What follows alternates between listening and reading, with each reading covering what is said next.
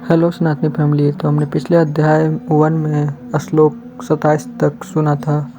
आज हम श्लोक 28 से स्टार्ट करेंगे। अगर हमारे वीडियो आपको पसंद आए तो हमारे चैनल को सब्सक्राइब करें और वीडियो को लाइक करें। तो चलिए शुरू करते हैं आज के हम अपने वीडियो को। आसक्ति लौकिक या आध्यात्मिक मनोभावना हो सकती है, परंतु किसी संबंधी के लिए मोह एक सांसारिक भावुकता है जो जीवन की दैहिक संकल्पना के कारण उत्पन्न होती है। स्वयं को शरीर समझने पर किसी की दैहिक संबंधियों में आसक्ति हो जाती है। अज्ञानता पर आधारित यह आसक्ति हमें आगे सांसारिक चेतना की ओर ले जाती है। अंततोगत्वा ऐसी आसक्ति का अंत भी दुखदायी होता है, क्योंकि शरीर का अंत होने पर पारिवारिक संबंध भी समाप्त हो जाता है। दूसरी ओर परम पिता परमात्मा हमारी आत्मा के सच्चे पिता, माता, सखा, स्वामी और प्रियतम हैं। इसलिए आत्मा के स्तर पर भगवान में अनुरक्त होना आध्यात्मिक मनोभाव है जो हमारी चेतना को ऊपर उठाता है और हमारी बुद्धि को प्रकाशित करता है। भगवान के प्रति प्रेम महासागर की तरह है जिसकी सर्वव्यापकता में सब कुछ समा जाता है, जबकि दैहिक संबंध संकीर्ण और भेदभाव पूर्ण होते हैं। यह अर्जुन सांसारिक मोह का अनुभव कर रहा था जिसने उसे शोक के महासागर में डुबो दिया और वह अपने कर्तव्य पालन के विचार से कांपने। जब अर्जुन ने युद्ध के परिणामों पर विचार किया तब वह चिंतित और उदास हो गया। अर्जुन का वह धनुष जिसकी टंकार से शक्तिशाली शत्रु भयभीत हो जाते थे, उसके हाथ से सरकने लगा। यह सोचकर कि युद्ध करना एक पाप पूर्ण कार्य है, उसका सिर चकराने लगा। मन की इस अस्थिरता के कारण वह हीन भावना से ग्रसित होकर अमंगलीय लक्षणों को स्वीकार करने लगा और विनाशकारी विफलता व सन्निकट परिणामों का पूर्वानुमान करने लगा। अर्जुन के मन में यह सत्य जानकर उलझन उत्पन्न हुई कि हत्या करना अपने आप में एक पापपूर्ण कृत्य है और अपने ही स्वजनों को मारना तो पूर्णतया और अधिक कुत्सित कार्य है। अर्जुन को यह प्रतीत हुआ कि यदि उसने राज्य प्राप्त करने के लिए इस प्रकार के निर्दयतापूर्ण कार्य किए तब उसे ऐसी विजय से अंततोगत्वा कोई सुख प्राप्त नहीं होगा और वह इस ख्याति को अपने उन मित्रों और सगे संबंधियों में बांटने में असमर्थ रहेगा जिन्हें युद्ध में मारकर उसे विजय प्राप्त होगी। यहाँ अर्जुन संवेदनशीलता की अधोह सीमा प्रदर्शित कर रहा है और उसे श्रेष्ठ मान रहा है। सांसारिक भोगों और भौतिक सुख समृद्धि के प्रति विरक्ति प्रशंसनीय और सद्गुण है, किंतु अर्जुन आध्यात्मिक भावों को भली भांति धारण नहीं कर पा रहा है, अपितु इसके विपरीत उसका मोह करुणा के रूप में उसे धोखा दे रहा है। शुद्ध मनोभाव, आंतरिक सामंजस्य और संतोष आत्मा को सुख प्रदान करते हैं। यदि अर्जुन की संवेदनशीलता लोकातीत स्तर की होती तब वह संवेदनाओं से ऊपर उठ चुका होता, लेकिन उसके मनोभाव सर्वथा प्रतिकूल हैं क्योंकि वह अपने मन और बुद्धि में असामंजस्य और अपने कर्तव्य पालन के प्रति असंतोष और उस पर हावी संवेदनाओं का प्रभाव यह दर्शाता है कि उसकी संवेदनाएं उसके मोह से उत्पन्न हुई हैं। द्रोणाचार्य और कृपाचार्य अर्जुन के गुरुजन थे और भीष्म एवं सोमदत्त पितामह, सोमदत्त का पुत्र भूरिश्रवा जैसे लोग पिता तुल्य थे। पुरुजित, कुंतीभोज, शल्य, शकुनी मामा और धृतराष्ट्र के 100 पुत्र उनके चचेरे भाई थे। दुर्योधन का पुत्र लक्ष्मण उसके पुत्र के समान था। अर्जुन युद्धस्थल पर उपस्थित अपने स्वजनों के साथ अपने संबंधों की व्याख्या कर रहा है। इस श्लोक में अर्जुन ने 2 बार अपि शब्द जिसका अर्थ यद्यपि है का प्रयोग किया है।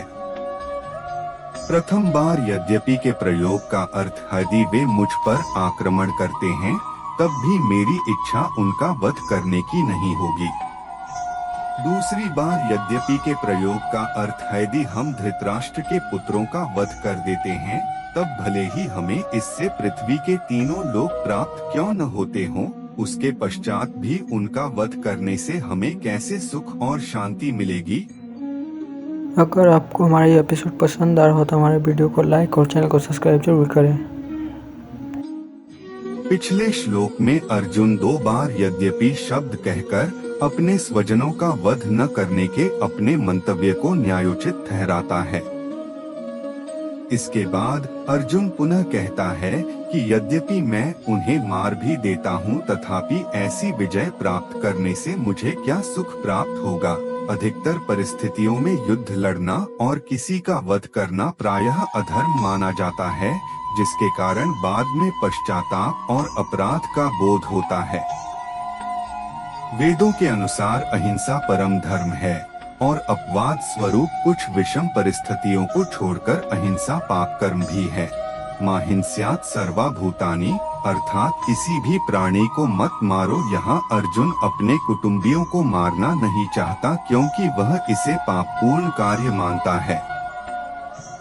विशिष्ट स्मृति श्लोक 3:19 में 6 प्रकार के आताताइयों का उल्लेख किया गया है, जिनके विरुद्ध हमें अपनी रक्षा करने का अधिकार है।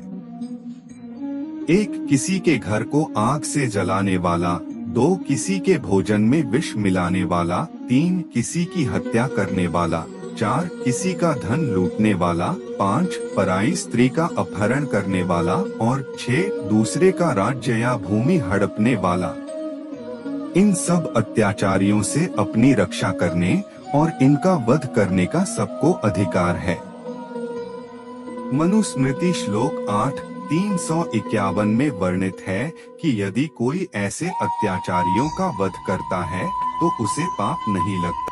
यद्यपि अर्जुन वृत्ति से क्षत्रिय योद्धा था, फिर भी उसे अनावश्यक हिंसा से घृणा थी। महाभारत युद्ध के अंत में एक घटना से उसके चरित्र का यह पक्ष उजागर होता है। जब 100 कौरवों का वध हो गया था, तब गुरु द्रोणाचार्य के पुत्र अश्वत्थामा ने प्रतिशोध लेने के लिए रात्रि के समय पांडवों के शिविर में चुपके से प्रवेश किया और द्रौपदी के सोए हुए 5 पुत्रों की हत्या कर दी। अर्जुन ने अश्वत्थामा को पकड़कर उसे जानवरों की भांति बांधकर द्रौपदी के चरणों में डाल दिया। ऐसा करने पर अश्वत्थामा क्रंदन करने लगा। फिर भी पुत्रों की मृत्यु से शोकाकुल कोमल हृदया और क्षमाशीलता के गुण से परिपूर्ण द्रौपदी ने कहा कि जो भी हो, अश्वत्थामा उनका गुरु पुत्र है, इसलिए उसे क्षमा कर देना चाहिए। दूसरी ओर भीम अश्वत्थामा का तत्काल वध कर देना चाहता था। दुविधा में फंसे अर्जुन ने जब इसके समाधान के लिए भगवान श्री कृष्ण की ओर देखा, तब उन्होंने ये वचन कहे, यदि आदरणीय श्रेष्ठ ब्राह्मण अस्थायी रूप से धर्म पथ से च्युत हो जाता है, तब भी वह क्षमा योग्य है, किंतु जो मनुष्य घातक हथियार से किसी की हत्या करता है, तब उसे अवश्य दंड देना चाहिए। अर्जुन श्री कृष्ण के अनेकार्थक संकेत को समझ गया। उसने अश्वत्थामा को मारने की बजाय उसके सिर के पीछे की चुटिया को काट दिया और उसके मस्तक से मणि निकाल ली और अपने शिविर से बाहर भगा दिया।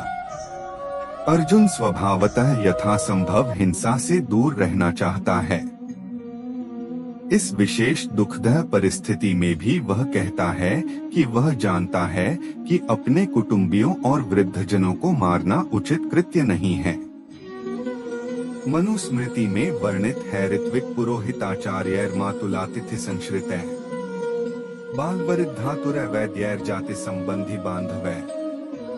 मनुस्मृति 4.179 किसी को भी यज्ञ करने वाले ब्राह्मण से कलह नहीं करनी चाहिए।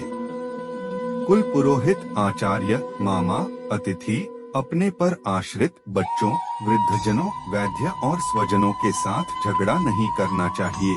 इसलिए अर्जुन ने यह निष्कर्ष निकाला कि लोभ से अभिभूत होने के कारण कौरव शायद धर्म पथ से डिग गए हैं और अपना विवेक खो बैठे हैं। फिर जब हमारा पापजन्य कोई मनोरथ ही नहीं है, तब हम ऐसे घिनौने कृत्य में क्यों संलिप्त हो।